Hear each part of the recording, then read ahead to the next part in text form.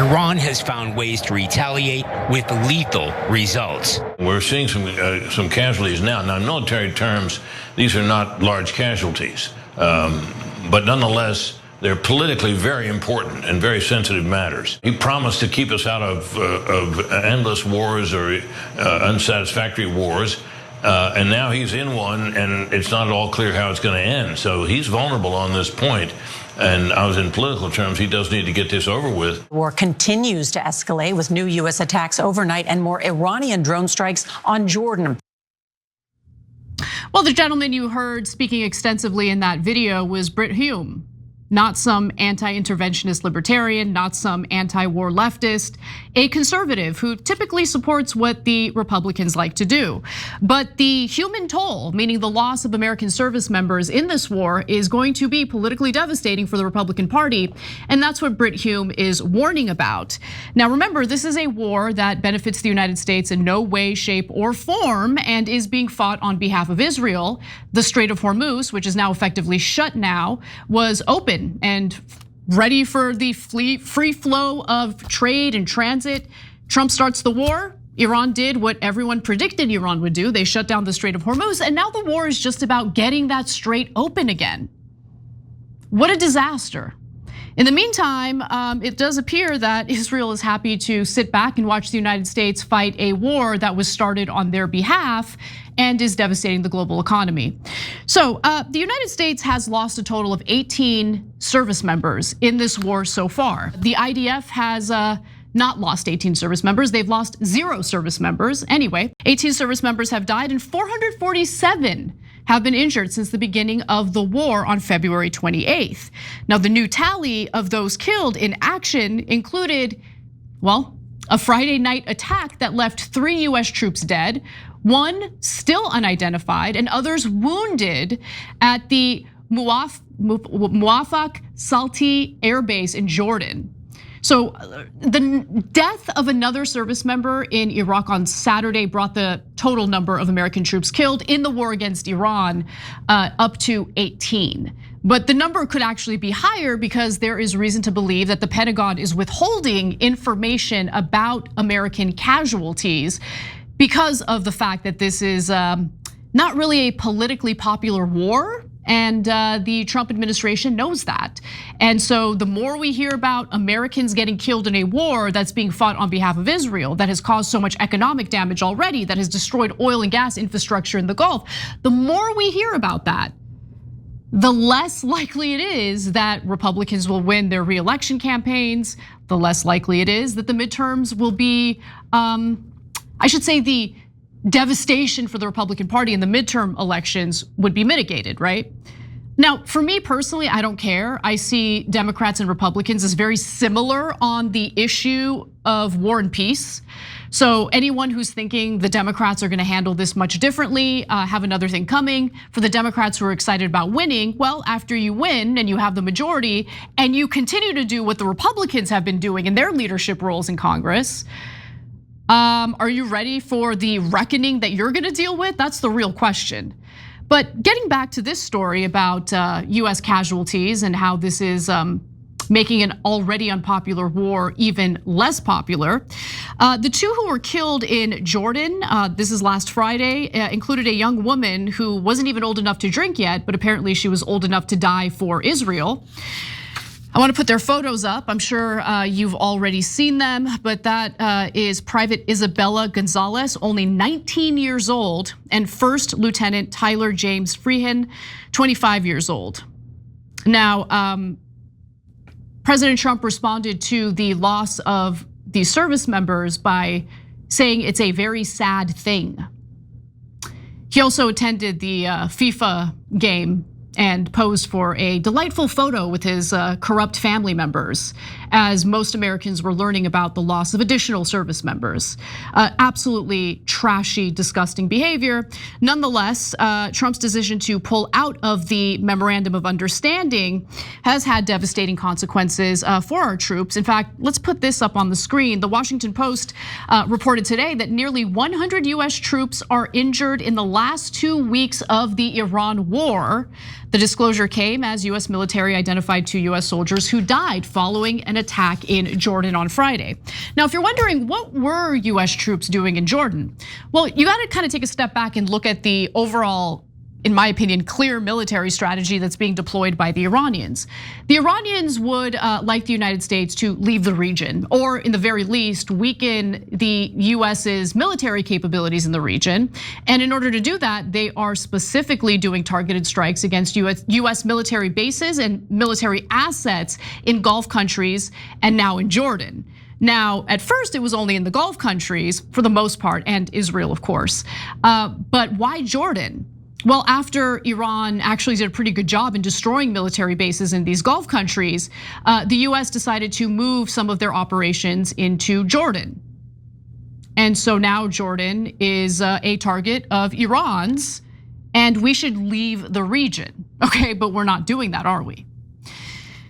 Now, unfortunately, this war looks like it's just gonna continue escalating. Sean Parnell, a Pentagon spokesperson, said on social media that nearly 100 service members were deemed to have some degree of injury since July 7th, with 96% of those since returning to duty. At least that's what he claims.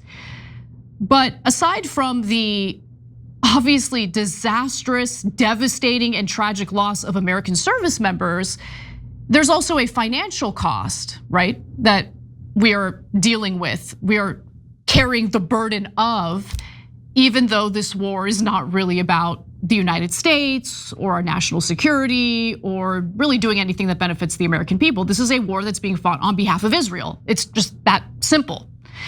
So let's talk about the very real costs of war, because while the loss of these American service members takes priority, let's not forget the financial burden is pretty severe. So despite the Pentagon's like literal $1 trillion yearly budget, it appears that recent reporting shows that the Pentagon is actually losing money and is running out of money, so much so that they're asking Congress for a ridiculous amount of money. Congress has responded by saying, how dare you ask us for that ridiculously high amount of money? We would actually like to respond by giving you even more than you asked for. You see how this works? How money in politics actually works? When you have defense contractors who are gonna get a piece of that pie, when you have a foreign lobby essentially lobbying both parties in order to keep a war going. You see how this works? It usually translates to higher spending for the Pentagon, higher spending for war, and then they nickel and dime the crap out of us when it comes to the social safety net, which I would argue is more important than ever, considering the fact that a ton of Americans are already losing their jobs in this AI revolution, right? So with that in mind, let's talk a little bit about what we're hearing from the Pentagon. So according to the Washington Post, to bridge the gap, because the Pentagon is running out of money until the 2027 fiscal year begins on October 1st, military exercises and trainings that help keep units prepared for combat are being limited or canceled. The budget for equipment and facility and maintenance is also being drained to cover the shortfalls. So in other words, the Pentagon is arguing, look, we know that we haven't passed a single audit. Each consecutive audit we have failed. We can't really account for a lot of the money you give us. And we also lied about how much this war against Iran was gonna cost American taxpayers. But nonetheless, either you give us more money to close the gap, or we're going to cancel trainings and make our soldiers less prepared for a war that we should not be fighting on behalf of a foreign country, Israel. That is what they're saying. Like, let's decode it and be very specific about what they're trying to say here. The budget for equipment and facility and maintenance is also being drained to cover the shortfalls. Okay, great. So recently the Pentagon asked Congress for permission to redirect $4.3 billion from trainings and weapons purchases to address more urgent priorities. What are the urgent priorities? Seems like the Washington Post didn't even bother to ask because they make no reference to what those urgent priorities are.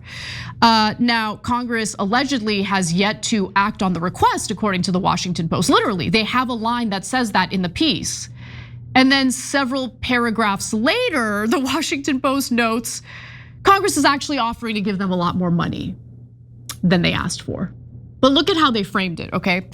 The White House has asked Congress for an immediate infusion of $67 billion to help cover the costs of the war. The House is expected to vote this week on a framework that would authorize $73 billion in fresh defense spending, slightly more than the White House request. Slightly. I mean, I know that we just shell out an insane amount of money for war, so it seems like billions of dollars, no biggie. But I was led to believe that billions of dollars is a biggie when it comes to like Medicaid and stuff like that, right? You know, just a small increase from what the White House asked for. Okay. White House Budget Director Russell Vought told lawmakers last month that the war had so far cost about $30 billion, but some independent analysts say the price tag is likely much higher. I would say that those independent analysts are correct. In fact, a more accurate accounting shows that the United States has already spent upward of $113 billion in the war against Iran on Israel's behalf. The White House estimate, by the way, doesn't even include the cost of rebuilding US bases that have been completely destroyed by Iran in our Gulf allied countries. So the number is intentionally an underestimate to mislead the American people about the very real financial burden we are taking on as a country to fight Israel's war. So all of this really does highlight how much of a scumbag Secretary of Defense Pete Hegseth is, because if you can recall, back in April, he had an exchange with Ro Khanna that infuriated me at the time because I knew he was lying. But now that it's abundantly clear that he was lying, I want you to see what he said so you'll feel as infuriated as I am. Take a look. You've testified that it was $25 billion in cost in terms of the munitions we used and what we paid for it.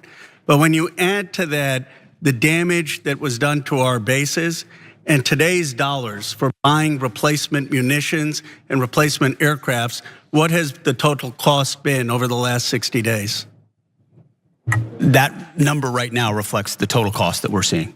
Including buying in today's dollars the new weapons and replacements, and including the damage there. That's your testimony. If there's adjustments to that, I would defer to the comptroller on that.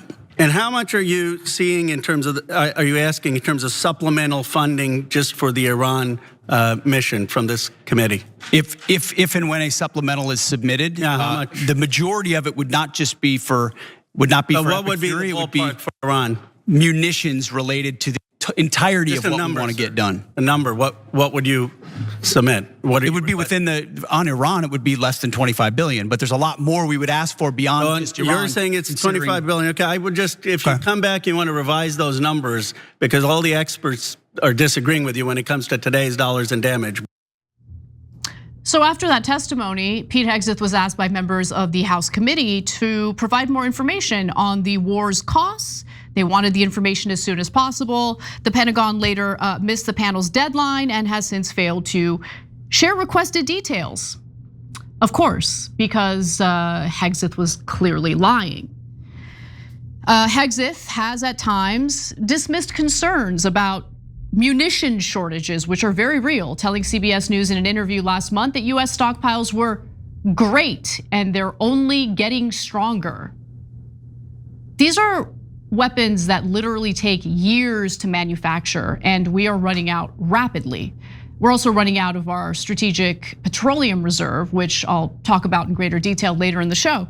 But the lies are so brazen, and I think what bothers me the most about it is that this administration, and previous administrations as well, but not as openly and overtly as this administration, as candidly as this administration, they really think all of us, the American people, ordinary American voters, are all idiots. We're all stupid. We don't know what's going on.